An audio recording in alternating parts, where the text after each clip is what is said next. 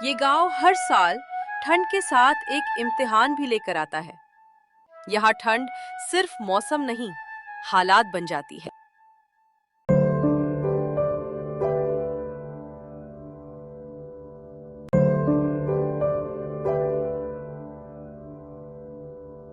बहुत ज्यादा ठंड के मौसम में जिंदगी रुक सी जाती है।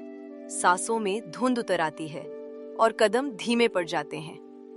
अलाव की आग में लोग अपने डर और सपने दोनों सेकते हैं। खामोश रातें दिल की आवाज को और साफ कर देती हैं। ऐसी ठंड में इंसान की सबसे ज्यादा जरूरत होती है। इस साल ठंड ने बहुत कहर बरपाया है। कोई काम ठीक से नहीं हो रहा है और पानी इतना ठंडा है कि उसमें हाथ भी नहीं डाल सकते। मोहन, हमारे पास आटा भी खत्म हो गया है। शायद मैं आज होटल से कुछ ले आऊं। शायद। सूरज भगवान भी नाराज लग रहे हैं। उन्होंने हमें कई दिनों से नहीं देखा है और हवा इतनी ठंडी है कि उनका शरीर कांप रहा है। इतनी ठंड में आज बाहर कैसे जाएंगे? माँ, मुझे इतनी ठंड लग रही है कि मेरे पास स्वेटर भी नहीं है। मोहन के लिए हर कदम एक संघर्ष था, लेकिन पेट की आग ठंड से भी ज्यादा तेज थी।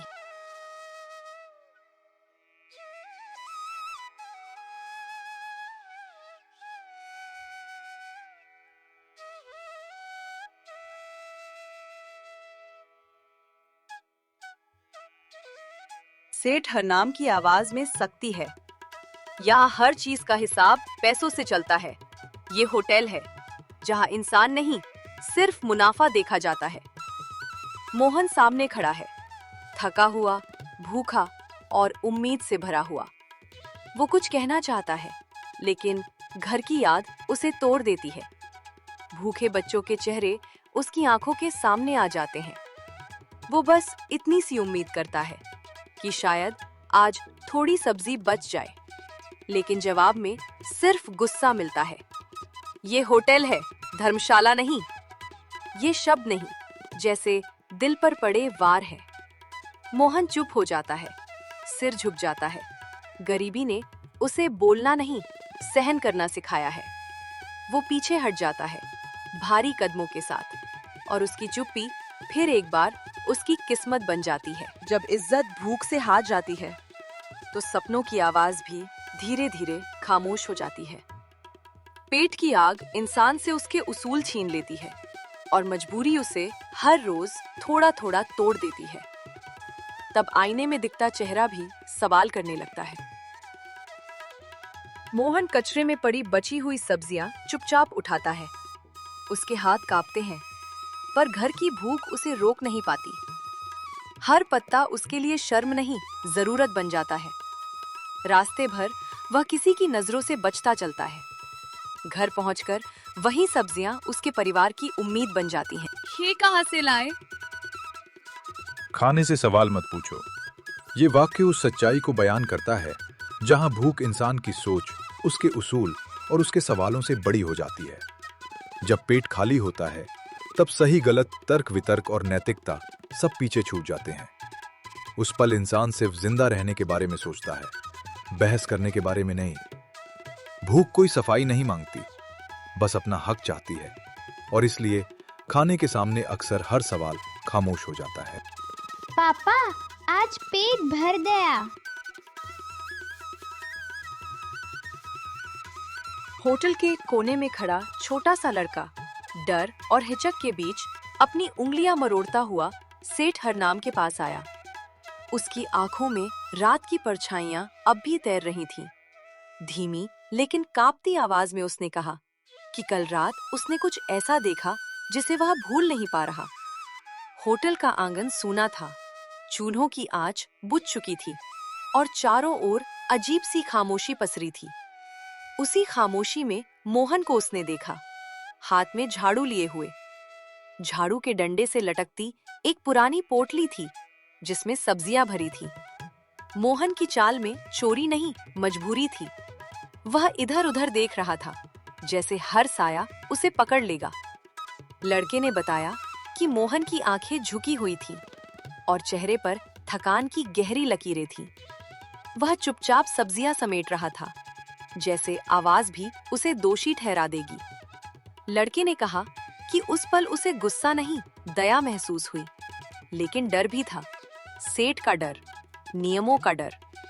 इसलिए सुबह होते ही वह सच बताने चला आया।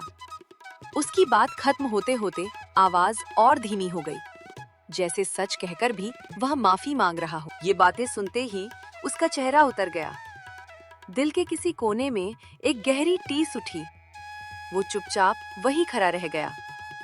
आंखों के सामने बीती बातें घूमने लगीं। उसे अपना सख्त व्यवहार याद आया। अपने कड़े शब्द कानों में गूंजने लगे। उसने सोचा, क्या वाकई वो इतना बेरहम था? मोहन की मजबूरी अब उसे साफ दिखने लगी। भूख का दर्द उसे पहली बार महसूस हुआ। नियमों की आड़ में उसने इंसानियत को कुचल दिया था। उसका सीना भारी हो गया। सांस लेना मुश्किल सा लगने लगा। मन ही मन उसने खुद को कटघरे में खड़ा किया। उसने सोचा, रोटी चुराना गुनाह नहीं होता। गुनाह तो किसी भूखे को भूखा छोड़ देना है। उसे एहसास हुआ कि ताकत ने उसे अंधा कर दिया था। पैसे की चिंता ने दिल को पत्थर बना दिया था। वो खुद से नजरें नहीं मिला पा रहा था। शर्म का बोझ उसे झुका रहा था। उसे लगा जैसे उसने किसी मासूम का हक छीना हो। मोहन का झुका हुआ चेहरा याद आ गया। थकी हुई आंखें उसे बार बार सवाल कर रही थीं। वो सोचने लगा, मैंने कितना बड़ा गुनाह किया। इंसान होते हुए भी इंसानियत भूल गया। उसकी आंखें नम हो गई। आवाज गले में अटक गई। दिल माफी मांगना चाहता था। काश वक्त को पीछे मोड़ा जा सकता। काश वो अपनी गलती सुधार पाता। उस पल उसने जाना, सबसे बड़ा हिसाब इंसानियत का होता है।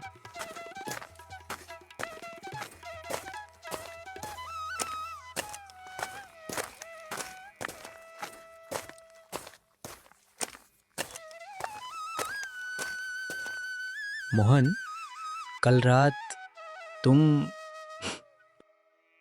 माफ कर दीजिए सेठ जी। बरखुरदार, माफी तुम क्यों मांगते हो? माफी तो मुझे मांगनी चाहिए।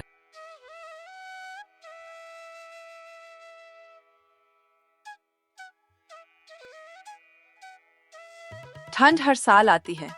ये प्रकृति का नियम है, जिसे कोई रोक नहीं सकता। हवा में बर्फीली धार होती है। रातें लंबी और सन्नाटे से भरी हो जाती हैं। लेकिन असली सर्दी मौसम में नहीं, दिलों में बसती है। अगर दिल में अपनापन और संवेदना की आग जल रही हो, तो कपकपाती ठंड भी बेबस हो जाती है। एक गर्म शब्द, एक सहारा किसी की जिंदगी बचा सकता है। इंसान को तोड़ने वाली ठंड नहीं, बल्कि बेपरवाही होती है। जब कोई किसी भूखे को रोटी देता है, तो वह आग की तरह गर्माहट फैलाता है। इंसानियत का स्पर्श अलाव से ज्यादा ताकतवर होता है। ये न धर्म देखती है, न जाति, न मजहब। इंसानियत सिर्फ इंसान देखती है। यही सबसे बड़ा धर्म है, जो हर किताब से ऊपर लिखा गया है। जिस दिन दिल नर्म हो जाए, उसी दिन सर्द हवाएं भी दोस्त बन जाती हैं। दर्द बांटने से कम होता है और प्रेम बांटने से बढ़ता है। जब इंसान इंसान के काम आए, तब कोई भी सर्दी उसे तोड़ नहीं सकती।